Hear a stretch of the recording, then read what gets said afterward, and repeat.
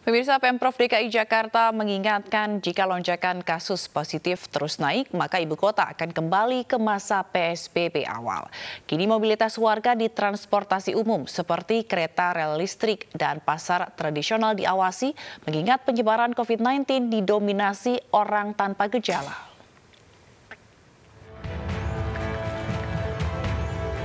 Antrean penumpang KRL terjadi di stasiun Kota Bekasi, Jawa Barat pada Senin pagi. Penumpang mengantri hingga di luar stasiun. Bahkan mereka menunggu lebih dari 1 jam untuk dapat masuk ke stasiun. Iya, karena kita lebih cepat. Mestinya armadanya ditambahin atau gimana? Kalau memang mau itu serius, ya serius lah dilakukan social distancing. Iya.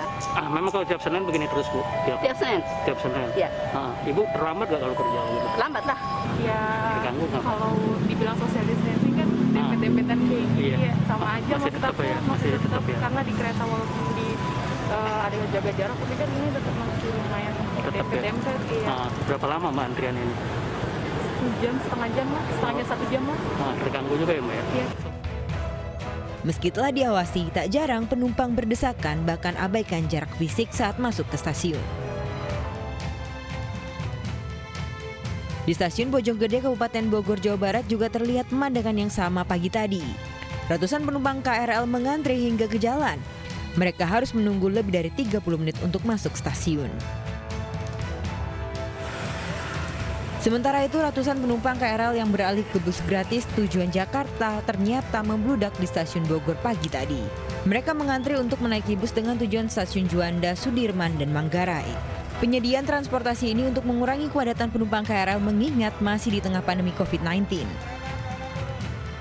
Kemudian ada 150 bis yang disiapkan.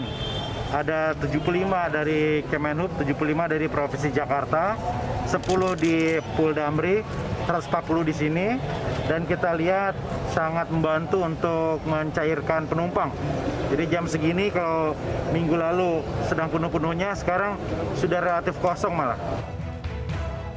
Di masa transisi, seluruh transportasi umum hanya dibatasi 50% dari kapasitas untuk menekan penyebaran COVID-19 di tempat ramai.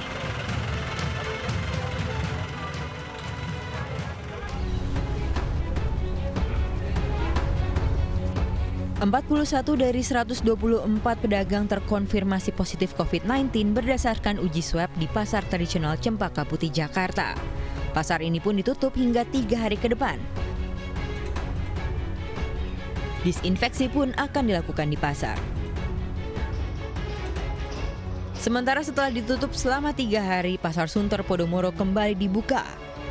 Sebelumnya 5 pedagang dinyatakan reaktif COVID-19 dari hasil rapid test. Pengelola pasar menegaskan protokol kesehatan akan lebih diperketat. Pedagang berjualan melaksanakan aktivitas, baik pengunjung yang berdatang ke area pasar, tetap langkah-langkahnya gunakan masker, cuci tangan terlebih dahulu yang sudah disediakan di area pasar, jaga jarak, dan apabila mau masuk ke area pasar kita cek suhu tubuh dulu untuk mencegah ya. Sejumlah pengawas dari tim gugus tugas hingga Pemprov DKI Jakarta diturunkan agar protokol dapat berjalan, terutama pengaturan jumlah pengunjung pasar yang tidak melebihi 50% dari kapasitas pasar.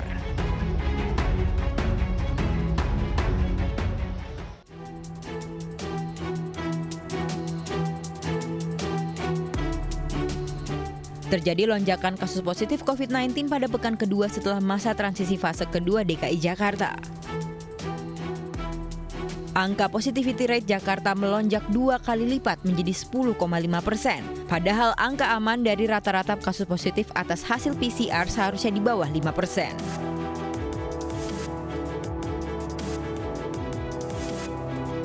Gubernur DKI Jakarta mengatakan peningkatan kasus positif di ibu kota didominasi orang tanpa gejala atau OTG hingga 66%.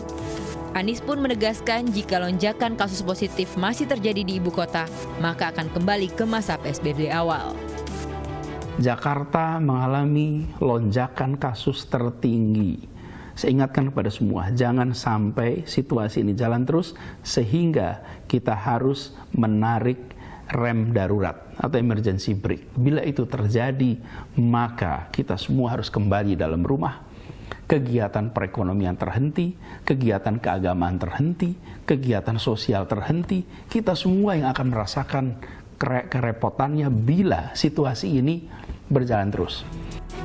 Selain karena faktor orang tanpa gejala, meningkatnya kasus positif di masa PSBB transisi tidak lepas dari kedisiplinan penerapan protokol kesehatan serta tindakan preventif pemerintah untuk menerapkan aturan PSBB. Pergerakan massa di ruang publik seperti transportasi umum dan pasar tradisional menjadi fokus pemerintah saat ini. Terutama indikasi OTG membuat penyebaran COVID-19 akan semakin tidak terkendali jika protokol kesehatan diabaikan. Tim Liputan iNews melaporkan.